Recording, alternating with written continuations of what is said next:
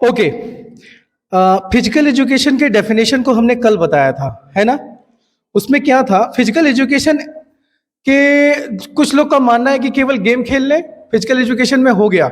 जो सिलेबस चलते हैं, अच्छा ठीक है, 9th क्लास 10th क्लास चल गया, 6 to 8 भी चल गया, लेकिन 11th क्लास में आने के बाद फिर भी वही रूटीन लोग अपना के रखते हैं कि बेल आ गया फिजिकल एजुकेशन का, चलो फील्ड में। नहीं, उसमें थ्योरेटिकल नॉलेज भी होता है। आपके एग्जाम में जो 70 मार्क्स के जो क्वेश्चन पेपर में आते हैं, वो सब चीजें यहीं से निकल के आती हैं।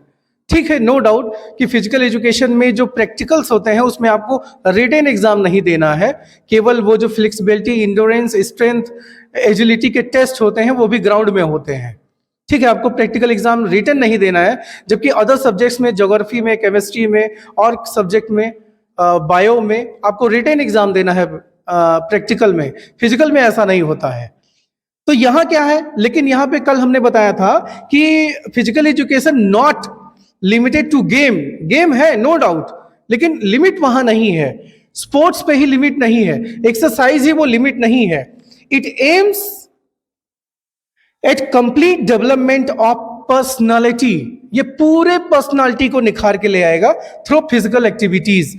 ठीक है, वही फिजिकल एक्टिविटीज से, क्योंकि जब आप स्पोर्ट्स कल्चर में आओगे ना, जब आप स्पोर्ट्स खेलोगे, तो एक स्पोर्ट्स पर्सन हमेशा ईमानदार होता है, वो बेईमान नहीं हो सकता, क्योंकि गेम सिखाता है, रूल्स रेगुलेशंस को मानने लगेगा। वो जो भी रूल बनाए जाएंगे वो फॉलो करेगा उस चीज को। क्यों करेगा? क्योंकि वो गेम में उसने फॉलो किया है, उसकी आदत बन चुकी होगी। तो स्पोर्ट्स पर्सन एक अच्छा सिटीजन बन के निकलता है। तो ठीक है, जरूरी है, एक्सरसाइजेस के थ्रू वो अपने बॉडी को मेंटेन करके रखता है। और हमने aim and objectives of physical education को देखा था। एम हमने दो, अकॉर्डिंग टू JF विलियम, इन पे हमने डिस्कस किया था, और लास्ट में हमने आपको ऑब्जेक्टिव्स भी बताए हुए थे।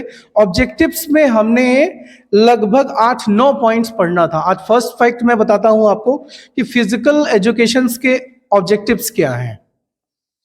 फिजिकल डेवलपमेंट, जाहिर सी बात है, अगर आप फिजिकली कहीं पे इन्वॉल्व होते हो गेम्स स्पोर्ट्स में, आपके मसल्स में टोन आएगा, आपके ब्लड सर्कुलेशन अच्छे होंगे, हेल्थ आपका अच्छा रहेगा, तो फिजिकल डेवलपमेंट तो होना ही होना है। So our body is a kind of mechanic which grow और develop with physical activities. Physical activities it means वो आपका स्पोर्ट्स ही होगा, वो आपके गेम ही होंगे। जब आप जाओगे ग्राउंड में, जाहिर सी बात है थोड़ा जंप करोगे या चलोगे, थोड़ा तेज दौड़ोगे, क्योंकि खेलते समय आप अपने बॉडी को बेंड करते हो। कभी तेज दौड़ना पड़ता है, कहीं धीरे दौड़ना पड़ता है, वो कंसंट्रेशन लाना पड़ता है। तो physical activity, thus to develop our body in all aspect we should perform physical activity regularly. तो ध्यान देना, यहां पे एक वर्ड आ गया है, फिजिकल एक्टिविटी रेगुलरली। इसका क्या मतलब है? जैसे एक आदमी को बैलेंस डाइट चाहिए रोज, ये नहीं कि 1 महीने में एक बार बैलेंस डाइट ले लिया, अब सही है, अब केवल चावल चावल खाते हैं। अब एक काम करो, आज केवल दाल बनाओ और दाल ही पिएंगे, ऐसा नहीं। Protein, carbohydrate, fat, vitamin, mineral, water, ये सब चीजें हमें रोज चाहिए जी। तो रोज क्या क्या चाहिए? बैलेंस डाइट और रेगुलर एक्सरसाइज नाम आया है। रेगुलर एक्सरसाइज का मतलब क्या होता है? रोज एक्सरसाइज भी करना है, मतलब ब्लड सर्कुलेशन अच्छा बना रहे, फिजिकल हेल्थ अच्छा बना रहे, BMI मेंटेन रहे। इसके लिए जरूरी है फिजिकल एक्टिविटी में रोज पार्टिसिपेट करें। रोज नहाना, यानी पर्सनल एंड कम्युनिटी हाइजीन, इसका रोज ध्यान देना है, तभी हम अपने हेल्थ को अच्छी तरह से रख सकते हैं। तो ऑब्जेक्टिव्स क्या है? पहला तो है फिजिकल डेवलपमेंट, दूसरा न्यूरोमस्कुलर कोऑर्डिनेशन। ये न्यूरोमस्कुलर कोऑर्डिनेशन क्या है? न्यूरो इट मींस जो आपने नर्व टिश्यू पढ़े हुए थे, nerve cells, it means brain में होता था। ब्रेन के अकॉर्डिंग आपका बॉडी काम कर रहा है कि नहीं कर रहा है। जैसे मैंने सोचा हाथ ऊपर करना है तो हाथ ऊपर गया, मैंने सोचा हाथ नीचे करना है तो नीचे गया, गोल घुमाना है तो ये गोल घुमाया। तो मैंने जो सोचा वही इसने किया। तो जब हम कोई जैसे गेम खेल रहे होते हैं, बैडमिंटन वगैरह या इस तरह से, तो पहले तो जब फर्स्ट टाइम अगर कोई खेलेगा तो बैडमिंटन हाथ में लेगा, रैकेट हाथ में लेगा, और फिर शटल कॉक को मारना होगा तो देखेगा और ध्यान से देखेगा कहाँ पे बॉल, मतलब कहाँ पे जा रहा है, फिर मारेगा वो शटल कॉक को। लेकिन खेलते खेलते इतना एक्सपीरियंस हो जाएगा, फिर जब वो खेलेगा शटल कॉक केवल देख लेगा कहाँ जा रहा है, फिर बिना देखे ऐसे ही मार देगा, वो वहीं जाएगा जहां मारना चाहेगा। समझे क्या? तो ये प्रैक्टिस में आ जाता है। तो नर्व्स और मसल्स दोनों का कॉम्बिनेशन होता है, उसको बोलते हैं न्यूरोमस्कुलर कोऑर्डिनेशन। मतलब हमारा ब्रेन जिस ऑर्गन को जितना मूवमेंट देने के लिए बोल रहा है उतना ही दिया जाए, तो ये है न्यूरोमस्कुलर कोऑर्डिनेशन। अच्छा हो जाता है फिजिकल एक्टिविटी से, है ना। So physical development improves our neuromuscular response and lead to maximum organic development. Thus it help in the efficient and graceful movement। चलिए, हमको 2 मीटर का गड्ढा कूदना है, तो कितनी स्पीड में कूदना है जिससे 2 मीटर बाद हम वहीं उस गड्ढे को क्रॉस कर जाएं, उस डिच को, है ना। लेकिन हम इतनी स्पीड में कूद गए कि गड्ढा तो छोटा था, जाके हम दीवार में भिड़ गए। इतना भी स्पीड में नहीं कूदना है, या इतना कम स्पीड में भी नहीं कूदना है कि गड्ढे में गिर जाए। ये होता है न्यूरोमस्कुलर कोऑर्डिनेशन के बेस पे कि कब कहां कितना स्ट्रेंथ लगाना है, किस ऑर्गन में कितना मूवमेंट देना है, ये हमको ब्रेन बताएगा, नर्व्स इंपल्सेस के माध्यम से बताएगा, और उस हिसाब से अकॉर्डिंग मसल्स काम करेंगी। तो पहला था आपका फिजिकल डेवलपमेंट, दूसरा न्यूरोमस्कुलर कोऑर्डिनेशन, और third optimum physical fitness and health. ये बड़ा इंपॉर्टेंट है। फिजिकल फिटनेस जितना ज्यादा हो सके अपने हेल्थ को इंप्रूव ही करना चाहिए। जैसे physical education programme should aim to develop an individual complete physical fitness and to make the work to do optimal level of his her physical capacity. अच्छा, किसी को तो पता भी नहीं होता कि हमारे अंदर ये कैपेबिलिटी है। जब उनको पता चलता है कि अच्छा मैं तो खेल सकता था, देखो मैंने भी एक सिक्स लगाया, बस करना क्या है, बैट ही तो घुमाना है, लेकिन उसके अकॉर्डिंग घुमाना है जैसे बॉल आ रही है। देखो मैंने कितना हाईएस्ट या कितना लॉन्गेस्ट शॉट मारा, मैं भी प्लेयर हो सकता हूं, इतने दिन से कहां था मैं, है ना। तो जगाने की जरूरत है। ऐसे हनुमान जी जा रहे थे सीता माता को खोजने के लिए, समुद्र के किनारे बैठे थे ऐसे, अब कौन पार करेगा, भूल गए थे वो। तो उनको श्राप मिल गया था कि तुम अपनी शक्तियां भूल जाओगे, नहीं तो सूरज को भी निकलने की क्षमता उनमें थी, निकल भी लिए थे, तब उनको श्राप मिला कि तुम अपनी शक्तियां भूल जाओगे, नहीं तो तुम रोज अंधेरे करके रखोगे, है ना। तो ऐसे बैठे हुए थे, जामवंत थे वहां बैठे हुए। फिर उनको याद आया, अरे हनुमान जी में तो ये शक्तियां हैं, इनको याद दिलाना पड़ेगा कि तुम में वो शक्तियां हैं, एक ही छलांग में तो तुम लंका पहुंच जाओगे। तो उनको याद दिलाया, बोला का चुप साध रहा बलवाना, तुम क्यों चुपचाप बैठे हो, तुम्हारे अंदर तो वो पावर है। तो वैसे ही एक एक प्लेयर को याद दिलाने की जरूरत होती है कि क्या है। आपके इस बार के बोर्ड के एग्जाम में आया था कि what is talent and types of talent, और डेवलपमेंट कैसे किया जाएगा, उसे आइडेंटिफाई कैसे किया जाएगा कि इस बंदे में ये टैलेंट है और इसको डेवलपमेंट और कैसे किया जा सकता है। ये एग्जाम में आया था इस बार। Now come to the point. तो मैक्सिमम स्ट्रेंथ का, मैक्सिमम फिजिकल फिटनेस का यूटिलाइज कैसे किया जा सकता है, ये हमको फिजिकल एजुकेशन के माध्यम से पता चलेगा। It also aim to develop healthy habit. अच्छा, कैसे आप किसी चीज को इंप्रूव कर सकते हो, जब तक कि आपका हेल्थ अच्छा रहेगा। जब आप जैसे आप पढ़ने आए हो, आज एक टॉपिक पढ़ रहे हो, कल भी पढ़ने आओगे, कल फिर पढ़ोगे, ऐसे रोज आओगे तो रोज एक एक नया नया टॉपिक मिलेगा। लेकिन किसी दिन आप एब्सेंट हो गए या नहीं आए, उस दिन का तो गैप हो गया ना। अच्छा, एब्सेंट क्यों हुए, हो सकता है आपका हेल्थ गड़बड़ हो गया हो, बुखार आ गया हो, या चोट लग गई हो, कोई भी कारण हो सकता है। अब उसको ठीक रखने में, हेल्थ ठीक करने में क्या क्या क्राइटेरिया होनी चाहिए, जैसे इसमें लिखा है स्लीप, कब सोना है, कब जगना है, कितना सोना है। उसके बाद एक्सरसाइज, कितना एक्सरसाइज करना है, कब करना है, क्यों करना है, इसकी जानकारी तो होनी चाहिए ना। अच्छा, क्या खाना है, क्यों खाना है, और कितना खाना है, और कब खाना है, इसकी भी जानकारी होनी चाहिए। नहीं तो ओबेसिटी की कंडीशन आ जाएगी, हमेशा खा। चलिए ठीक है, अगर भोजन मिल गया तो हमेशा खाते रहोगे क्या। ठीक है, हमारे बैग में हमने 10 चॉकलेट खरीद के रख दिए, अब मैं क्या करूंगा, जब तक चॉकलेट नहीं खत्म होगा खाता रहूंगा।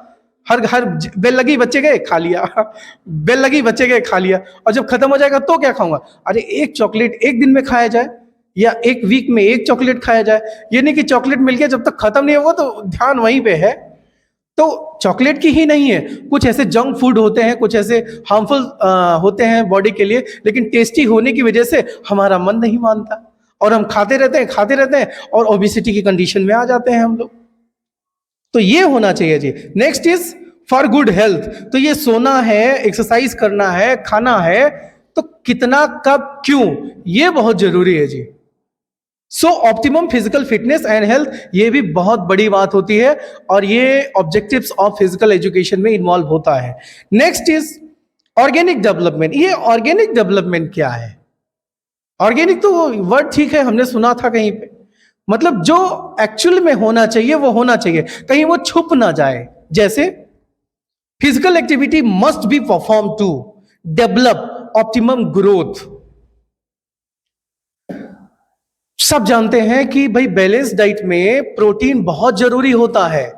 और कब? जब ग्रोइंग एज होता है, मतलब जब उम्र बढ़ती है धीरे धीरे, लगभग ये मान चलो कि 8 साल से 18 साल या 6 साल से मान लो, क्योंकि बॉडी का ग्रोथ यही होता है। और 18-20 साल के बाद अब ग्रोथ नहीं होना है बॉडी का। तो प्रोटीन की कमी हमेशा बच्चों में ही होती है, समझे क्या? ये माल न्यूट्रिशन, ये जो कुपोषण की शिकायत होती है, मेरेस्मेस क्वाशियोरकर जैसी जो डिजीज हैं, ये बच्चों में ही होती हैं, क्योंकि बच्चों में ग्रोथ होता है। उस टाइम उनको प्रोटीन ज्यादा चाहिए होता है, क्योंकि प्रोटीन ही है जो ग्रोथ कराता है, समझे क्या? अब प्रोटीन की कमी हो गई, ग्रोथ नहीं हो पा रहा है। तो उस एज में कितना लंबाई बढ़ना चाहिए, वो अगर रुक जाए, तो यहां पे क्या लिखा है? Physical activity must be perform to develop optimum growth. कब कितना विकास करना है, ये जाहिर सी बात है। और कम उम्र में ज्यादा विकास भी नहीं होना चाहिए, वो हार्मोनल डिसबैलेंस हो जाएगा।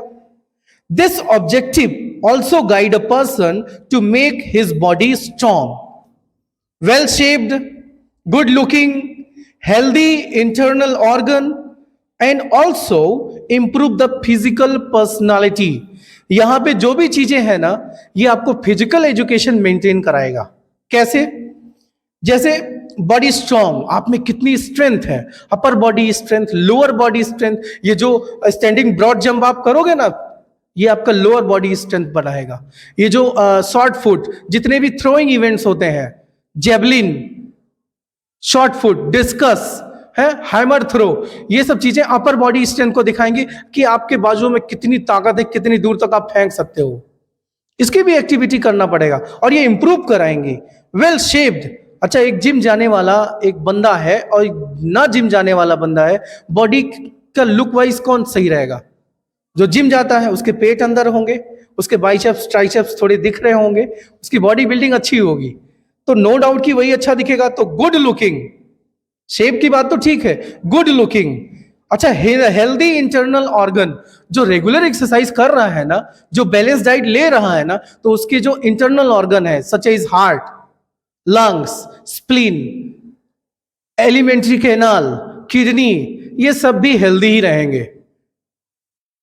And also improve the physical personality. तो देखिए अभी तक हमने क्या बात किया है? Objectives of physical education. इसमें हमने कौन कौन सी बातें की? First, physical development. Second is neuromuscular coordination. Third हमने पढ़ा optimum physical fitness and health. और रिसेंटली अभी जस्ट हमने खत्म किया ऑर्गेनिक डेवलपमेंट, मतलब जो सच में होना चाहिए वही हो। समझे क्या? अगर ये क्वेश्चन आता है ऑब्जेक्टिव्स ऑफ फिजिकल एजुकेशन, तो ये जरूर मेंशन करना। Next is develops interest in the children. कौन सा बच्चा चाहता है कि हम ना खेलें? कुछ बच्चे होते हैं जो अपने आप को आइसोलेट कर लेते हैं और बच्चों से, वो डिप्रेशन में चले जाते हैं। उनको भी मौका देता है ये फिजिकल एजुकेशन कि आप भी थोड़ा ग्राउंड में आओ, आप भी अपने बॉडी के बारे में जानो कि क्या आपके लिए जरूरी है, क्या आपके लिए जरूरी नहीं है। मॉर्निंग वॉक कितना जरूरी है, जो करता है उससे पूछो, जो सोता है उससे नहीं। समझे क्या? तो जब वो पार्टिसिपेट करेगा फिजिकल एजुकेशन में, उन ऑब्जेक्टिव्स में, तब उसको पता चलेगा अरे इतने दिन तक मैं कहाँ था, मेरी हेल्थ गड़बड़ थी। बहुत से लोग पूछने जाते हैं कि क्या करें हमारा ये, तो लोगों उनको राय देते हैं आप पहले बात फिजिकल एक्टिविटी में पार्टिसिपेट करो, उससे हार्मोन्स जितने हैं ना वो एक्टिव होंगे, बॉडी में ब्लड का फ्लो अच्छा होगा, और ये सब चीजें जब सिस्टम आपके इंटरनल सिस्टम अच्छे रहेंगे, रिस्पिरेटरी, एक्सक्रेटरी, डाइजेस्टिव, जितने भी सिस्टम है, तो जाहिर सी बात है आदमी हेल्दी रहेगा। और नहीं तो मेंटली डिस्टर्ब हो जाएगा वो एक जगह बैठे बैठे। और आजकल के समय में फिजिकल एक्टिविटी बच्चों में बहुत कम देखी जा रही है। 4 लोग बैठे रहते हैं, सब अपने अपने मोबाइल में व्यस्त हैं।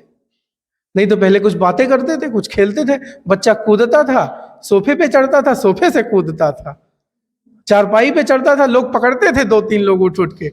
लेकिन अब वो भी रील देख रहा है। हाँ, छोटा बच्चा बताओ, बोल नहीं सकता अभी, करता है, लेकिन उसको दे दो मोबाइल, वो खुश।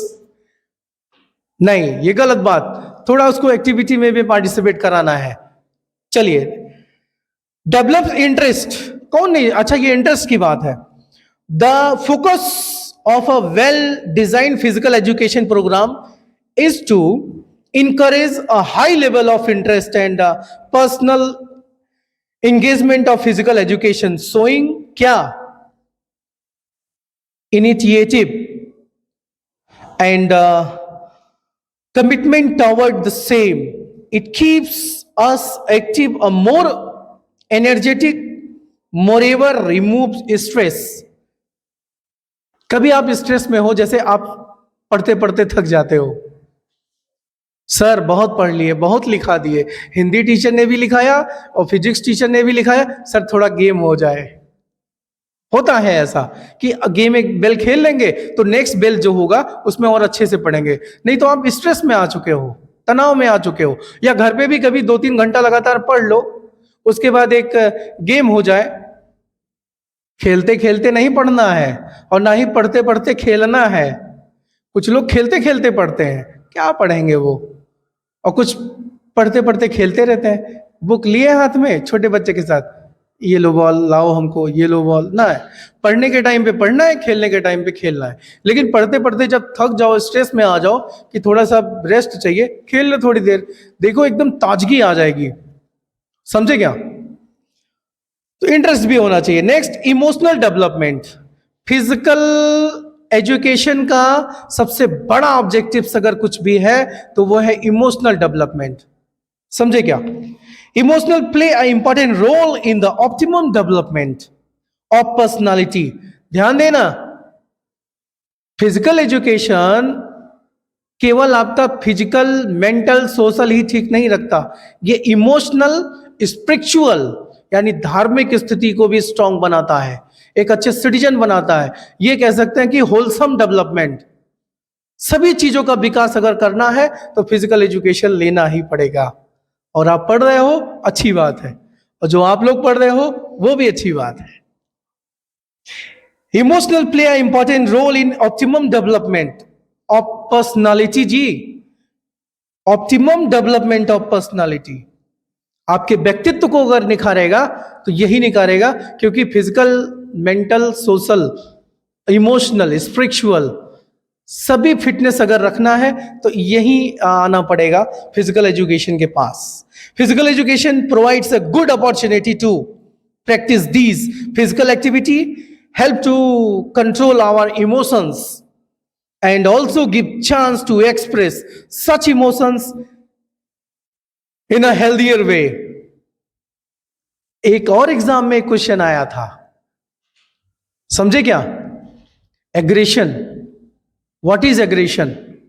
मैंने आपको शायद दिखाया हुआ था प्रीवियस लेक्चर में। Types of aggression. प्लेयर्स क्या, जिनमें ज्यादा झगड़ा करने की प्रवृत्ति होती है ना, उनके एग्रेशन को स्पोर्ट में लगा दो।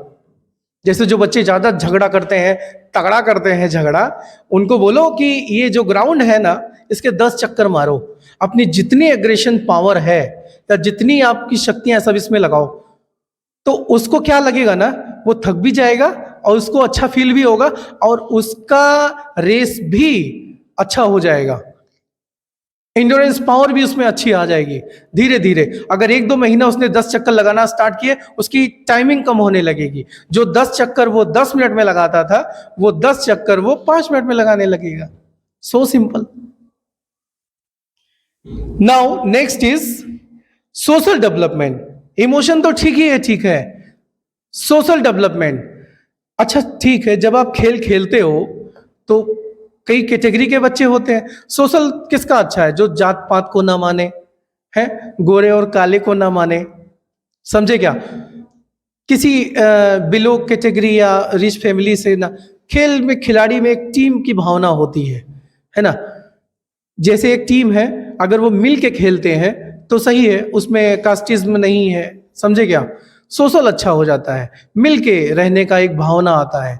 जैसे दो फुटबॉल मैच चल रहा है, दो टीम है, उसने उसको पास किया, उसने उसको पास किया, उसके पास करने से उसने गोल मारा। तो ये सबकी मेहनत है। अकेले कोई भी अकेले ले जाके रोनाल्डो नहीं है, वो जाके उसके गोल में दाग देगा जाके। सबकी मेहनत होती है उसमें, सबका एक सही